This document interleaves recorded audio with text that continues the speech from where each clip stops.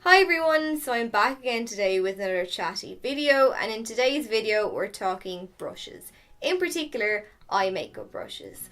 It's something that's been cropping up a lot recently on my channel, and I just decided then to do like a beginner's brush guide.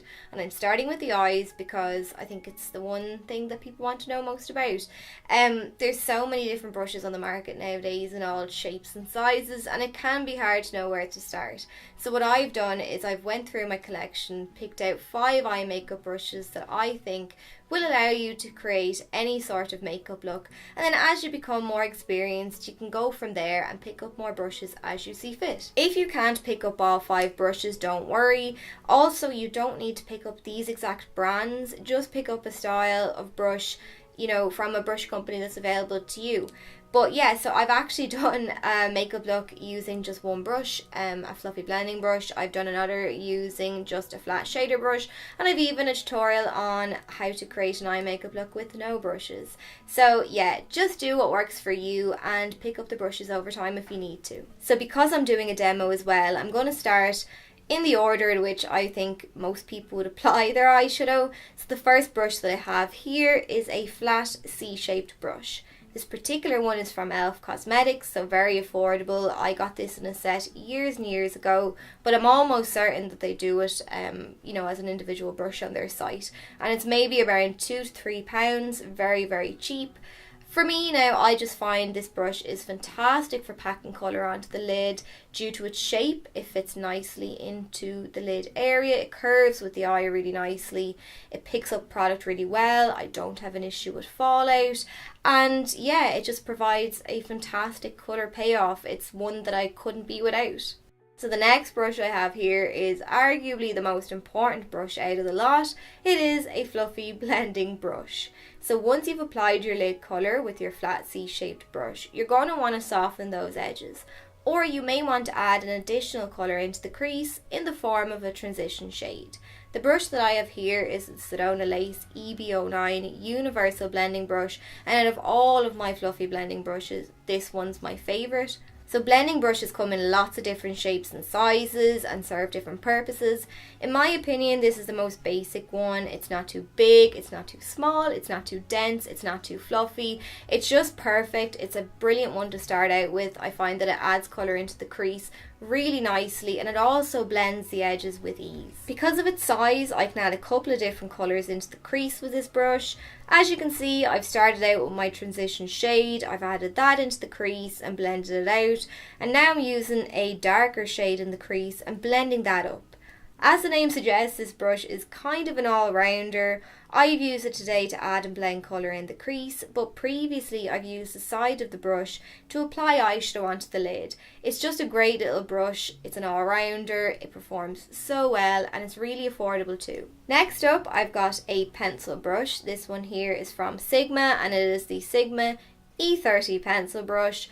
This little brush is fantastic. I get so much use out of pencil brushes. They're great for so many different reasons. I've said it before, but the smaller the brush, the more dense the brush, the more intense the application. So if I took a fluffy blending brush and a pencil brush, use them to apply the same eyeshadow, after just one application, the colour payoff will be more intense with the smaller brush. And for that reason, I use this brush for detail work. So whether that be adding some depth to the look by patting the brush down on the outer portion of my eye, or due to its bullet shape, it's great for applying eyeshadow down along the lower lash line. It's also useful for smudging out eyeliner along the upper lash line to give that really kind of sultry, smoky feel. And if you want to use this to add a pop of colour or, a bit of shimmer around the tear duct, it fits nicely into that area and just works really well for that purpose as well. So it's a great multi-purpose little brush. Next up, I've got an angled brush. Again, this is another brush that I get so much use out of, and it comes in different sizes. So just for instance, here are 2 that I love. They're both from Sedona Lace, and I just love their brushes because they're really affordable and they're really high quality. I've had any of the Sedona Lace brushes in my collection I've had for about 6 years or so, and they're still going strong. But yeah, so these two are from Sedona Lace. One is smaller than the other, evidently. I use the smaller one for applying product into my brows, and the larger one I use solely for applying product to the eye area.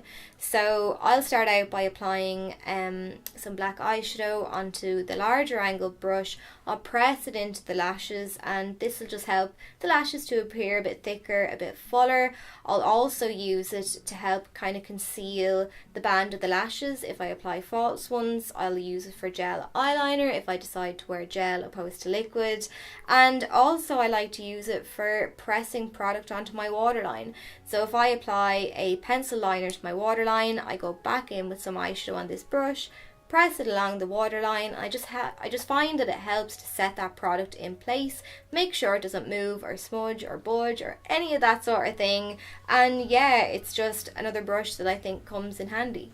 Now at this point I really do think you can apply a flawless makeup look using just the 4 brushes that I showed you previously.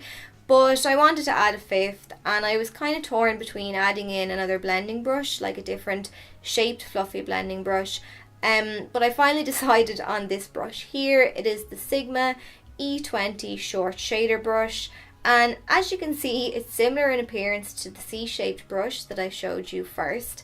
But as the name suggests, it's shorter and the bristles are more densely packed, and due to this you've got a lot more control when it comes to this brush. Its primary purpose is for packing and smudging eyeshadow around the eye area, but I actually like it for applying my brow bone highlight. I pack on the eyeshadow underneath the brow bone, so I'll get an intense colour payoff, but then I can also use it like a rubber to pull back down my crease colour if I blended it up too high.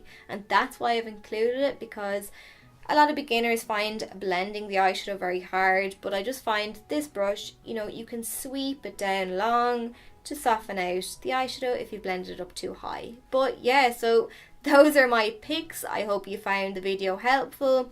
Tune back in early next week for another one, but this time I'll be doing the face. So yeah, I hope you enjoyed the video. If you did, don't forget to give it a big thumbs up and like and subscribe and all that jazz, and I'll catch you all again soon.